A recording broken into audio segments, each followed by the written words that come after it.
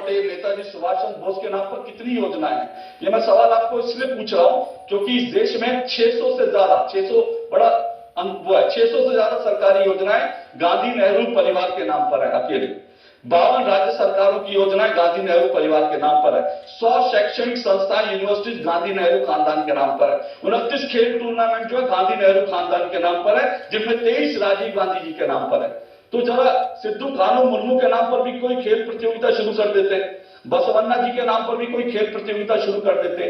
जब आपकी बारी आती है तो आपको राजीव जी याद आते हैं, नेहरू जी याद आते हैं, तब आप उनको भूल जाते हैं। विपक्ष में रह के आपको सब लोग याद आ रहे हैं, चलिए अच्छी बात है, पर क्यों उस वक्त क्यों नहीं याद आते?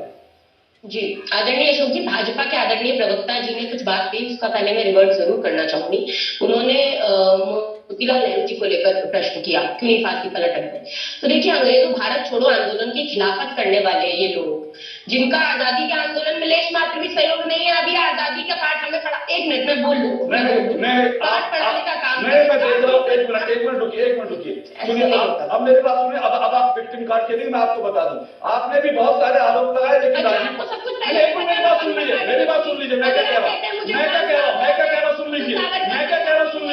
मैं आपको अगर जवाब नहीं देना तो अलग बात है। मैं क्या कह रहा हूं, आपने अभी प्रधानमंत्री के लिए प्रधानमंत्री को कई आरोप लगा दिए। राजीव पांडे ने एक भी आरोप का जवाब नहीं दिया। वो अपने विषय पर रहे, आप विषय पर रहना ही नहीं चाहती, आप विषय पर पढ़कर नहीं आई क्या? आप विषय पर रहना ही नहीं चाहती। आपसे सिंपल सवाल पूछ रहा हूं, उनका जवाब देंगी, इसका जवाब देंगी। अरे एंटर माउस होगा, मेरे सवाल का जवाब आपके पास है क्या?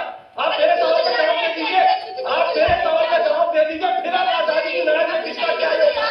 सुनिए साधना जी, बिल्कुल मैं सवाल पूछो, मैं आपसे सवाल पूछो और वो डिबेट को लेकर बड़ा स्पेसिफिक है।